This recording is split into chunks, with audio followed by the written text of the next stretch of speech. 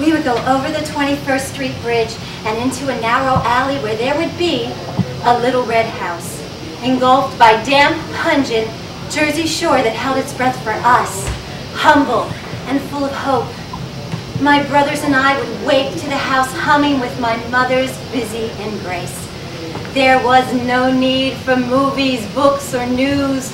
This was a time for daily adventures, not a moment held tight in the hands, but each day lived, and then washed up with soap and water, and tucked into clean sheets, and night lighted by the moon and stars that hung so low over the ocean.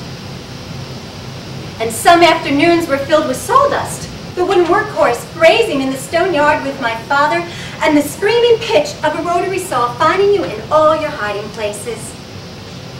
On the alley, life echoed its full potential, and seagulls cried above, cutting into our noisy games with their boisterous hierarchy, with their angry right to be more.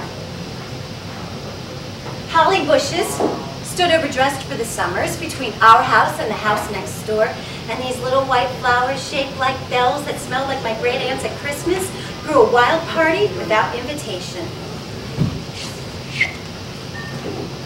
Next door, the house stood like Mr. Bowers inside, a simple and weathered exterior stating its contentment with being left alone.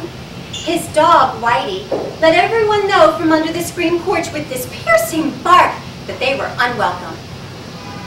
If you stood at the screen door disbelieving this home's empty facade, you could hear slippers against the linoleum floor like brushes on a drum. The gargled statement, "I'm coming! I'm coming!" The incessant beat of dog barkings, and then a very powerful solo horn cry of "Whitey!" that made me jump and want to dance back home.